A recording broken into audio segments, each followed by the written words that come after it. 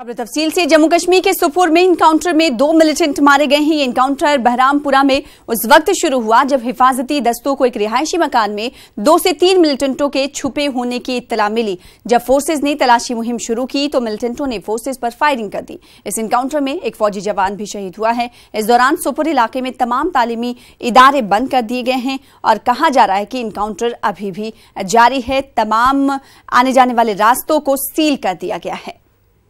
तो 2 मिलिटेंट इस इनकाउंटर में ढेर किए गए हैं। एक फौजी जवान भी शहीद हुआ है। इलाके में कहा जा रहा है कि तमाम तालीमी इदारे बंद हैं और साथ ही साथ हर आने जाने वाले रास्ते को सील कर दिया गया है। तमाम लोगों की तलाशी ली जा रही है। मजीद अपडेट के साथ जुड़ चुके सज्जाद हुसैन। सज्जाद हुसैन, बताइएगा इलाके में क्या कुछ सिचुएशन इस वक्त बनी हुई है? क्या गोलियों का तबादला अभी भी जारी है? क्या कुछ अपडेट?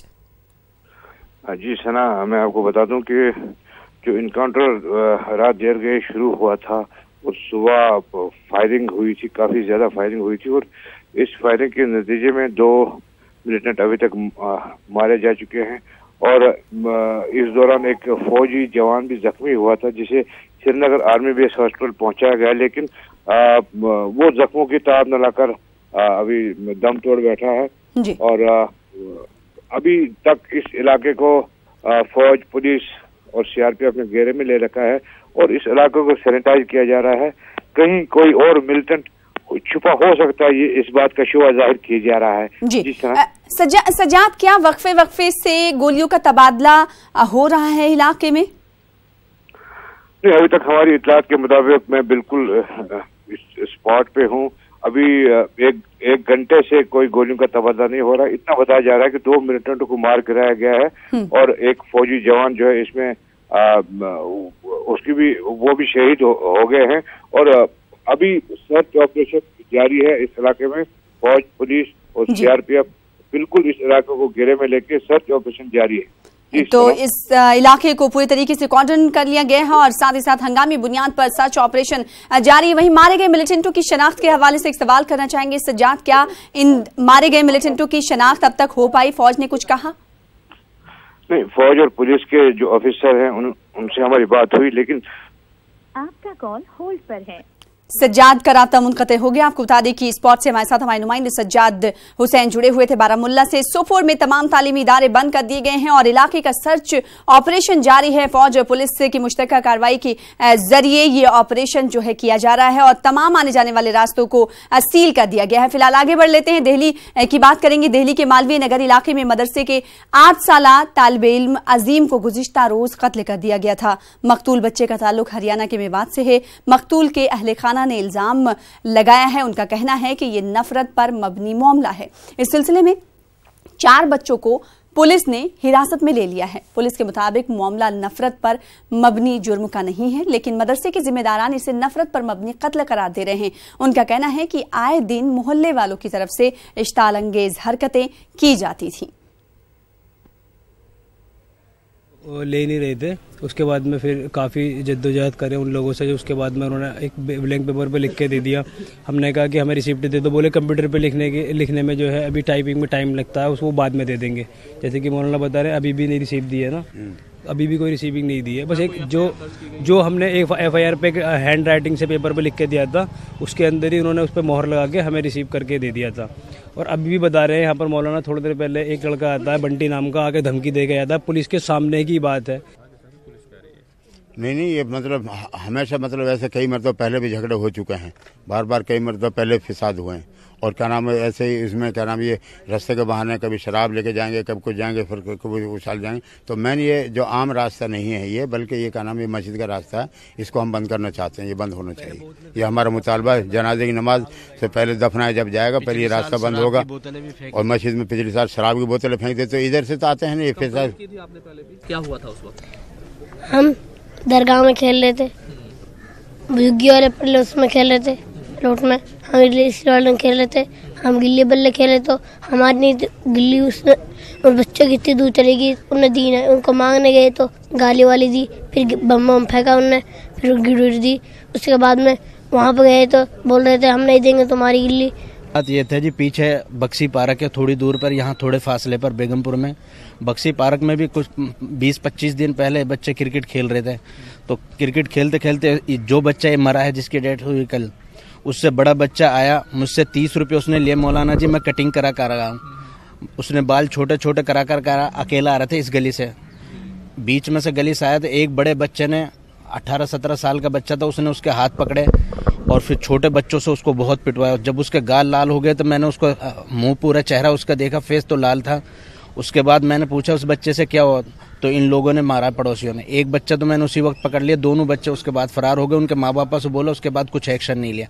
जो ये बच्चा मरा, इससे बड़े वाला भाई था, उसको पीटा था 15-20 दिन पहले।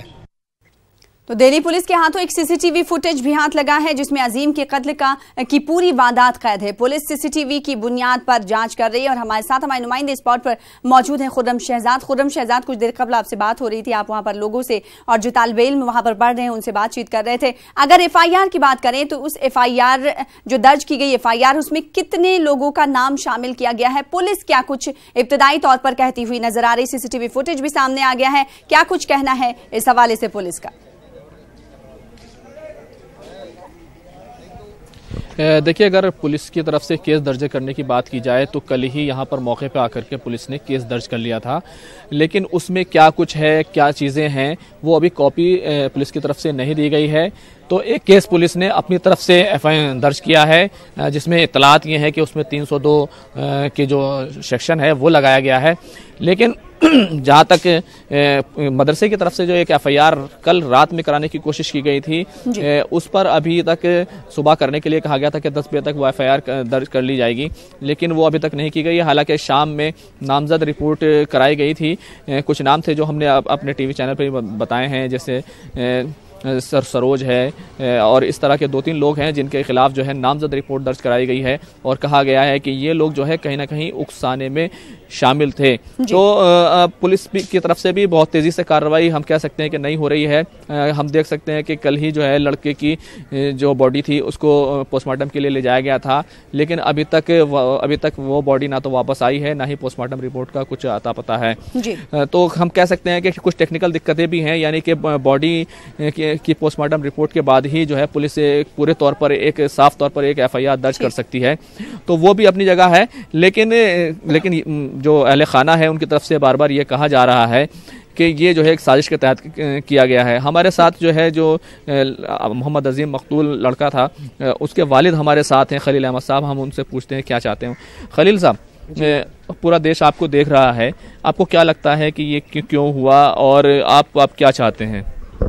मैं ये चाहता हूँ कि जो ये समझ में जो आई है यहाँ के, ये जो रास्ता निकल रहा है यहाँ के, इस रास्ते की वजह से मतलब इनके अंदर थोड़ी सी जो नाइत्तेफाकी फंसी हुई है। तो या तो अगर रास्ता बंद हो जाएगा तो बच्चों का झगड़ा बंद हो जाएगा, और नहीं अगर चलो हम एक बच्चा दुनिया से चला गया, अब हमारे बच्चे और भी हैं यहाँ, अगर हम उनको ऐसे ही दुनिया से जाने के लिए यहाँ पेश कर देंगे, वो चलते जाएंगे, फिर इससे फ़ायदा क्या होगा? यहाँ पर कितने बच्चे आपके पढ़ रहे हैं और किस तरह की पढ़ाई कर रहे हैं? वो इससे अलग 2 बच्चे और हैं, वो हिफ्ज़ कर रहे हैं, वो भी हिफ्ज़ करता था। अजीम भी हिफ्ज़ करता था। हाँ, जिन लोगों को गिरफ्तार किया गया है, कुछ लोगों को 3-4 बच्चों को गिरफ्तार किया गया है, क्या आप उससे संतुष्ट हैं, खुश हैं, मुतमईन हैं उससे आप? हाँ, तो अब हमारे सामने ये तो पुलिस वालों ने बयां किया है कि हमने उसको अरेस्ट कर लिया है, और जिनकी साजिश भी है तो उनको भी हम अरेस्ट करेंगे और आपको न्याय दिलाएंगे। जी, हम अभी बात कर रहे थे कुछ लोगों से, तो वो चाहते थे कि बता रहे थे कि फैमिली की जो माली हालत है वो अच्छी नहीं है, कुछ कंपनसेशन दिया जाए। क्या आप लोग इस तरह से कुछ चाहते हैं? हाँ, वो तो अब हमारे साथ और भी कुछ लोग हैं। ये फैमिली को आप शुरू से जानते हैं कि क्या मदद की जानी चाहिए फैमिली की? हम देख रहे हैं कि यहाँ तक अभी कोई लीडर तक नहीं पहुँचा यहाँ पे। हाँ, यही अफसोस का बड़ा पहलू यही है कि यहाँ तक मकामी कोई नुमाइंदा यहाँ कल से अब तक 24 घंटा होने जा रहे हैं, तकरीबन 10 बजे कर 5 मिनट का वाक़या है, कोई नहीं पहुंचा है। दिल्ली सरकार, केजरीवाल सरकार जो है, जब रोहतक में एक बंदा मर जाता है करोड़ों रुपया उसके लिए जाकर वहां देता है। दिल्ली में भी हादसा हुआ है, वहां भी देता है। तो ये भी हरियाणा का मामला जहां के लिए वो पूरी तैयारी कर रहा है। और एक नाजायज़ कत्ल जो है यहाँ हुआ है। ठीक है, बच्चों का झगड़ा हुआ है, लेकिन उसके पीछे वो जहनियत, इस पर कार फरमा भी हो सकती है, उसका भी जो है पता लगाया जाना चाहिए। ये रास्ता मस्जिद और मदरसे की ज़मीन के सामने से गुजर रहा है और इसको लेकर ना सिर्फ ये तो मौत का वाक़या हो, इससे पहले झगड़े फसादात के मुख्तलिफ वाक़यात हैं। तो खुर्रम शहजाद, वालिद अजीम के वालिद हमारे साथ इस वक्त मौजूद हैं, आपके साथ मौजूद हैं। न्यूज़ 18 के जरिए वो कहना चाहते हैं कि उन्होंने अपने बेटे को खोया है, लेकिन वो पूरे मसले का सल्यूशन चाहते हैं। इस जानिब केजरीवाल सरकार को भी इक़दाम करने की ज़रूरत होगी कि इस तरीके के मसले जो हैं आगे ना उठे और नफरतें इतनी ना बढ़ें कि किसी को और किसी बंदे को या फिर किसी बच्चे को मौत के घाट उतार दिया जाए। एक सवाल यहाँ पर यह करना चाहेंगे, खुर्रम, आप मौजूद हैं मदरसे में, जिस मदरसे में अजीम तालीम हासिल करता था, हिफ्ज करता था, वो किस तरीके का इलाका है मालवीय नगर? वहाँ पर कितनी आबादी लोगों की है और क्या अब तक, अगर बड़े नुमाइंदों की बात करें, और ये किसके ज़ेरे निगरानी ये पूरा इलाका आता है? क्या कुछ लोगों ने वहां पर जाकर छानबीन करने की कोशिश की पुलिस के अलावा? देखिए, मैं आपको एक ये स्पॉट की तरफ दिखाना चाहूँगा कि किस तरह से ये पूरा मदरसा है जो आप देख सकते हैं। सामने कुछ बस्ती की दीवारें दिख रही होंगी आपको, बीच में कुछ लोग भी हैं। तो ये वाक़या जो मदरसे का जो उस तरफ ग्राउंड नज़र आ रहा है, वहाँ पर ये सारा वाक़या हुआ था। क्योंकि यहाँ पर ये रास्ता जो मदरसे के अंदर से जाता है, इस पर चारदीवारी नहीं कराई गई थी। तो इस वजह से वहाँ पर बच्चे खेल रहे थे और बराबर जो है इस मामले को लेकर तनाज़ा होता रहता था। तो मदरसे के जो बच्चे के वालिद हैं वो इस तरफ इशारा कर रहे थे, जो मोहतमिम मदरसे के वो इस तरफ वो इशारा कर रहे थे कि इस रास्ते को जो है बंद कराया जाना चाहिए। तो इसको लेकर है। जहाँ तक दूसरे नुमाइंदों की बात है तो यहाँ पर कोई भी नहीं पहुँचा है, सिर्फ खुदा खिदमतगार जो एक टीम है वो यहाँ पर आई है। वो लोग यहाँ क्या बार बार शर्मंगेजी की जाती थी और बार बार इन तमाम लोगों को परेशान किया जाता था, बच्चों को? क्या इसकी शिकायत मदरसे के मुंतजिमीन की जानिब से कराई गई इंतजामिया को इससे पहले? बिल्कुल, इससे पहले जो है छोटे मोटे झगड़े और छोटी मोटी चीज़ें होती रहती थी। और 15 दिन पहले जो अजीम का एक भाई है उसके साथ भी जो है मारपीट की गई थी। तो इसकी शिकायतें कहीं ना कहीं पुलिस से की जाती रही थी, लेकिन कोई बड़े पैमाने पर उस तरह की शिकायत नहीं की गई थी, यानी कि FIR वगैरह दर्ज कराई गई हो। कई मरतबा 100 नंबर पे कॉल की गई थी, तो यहाँ पर पुलिस आई भी थी हालात को ठीक करने के लिए।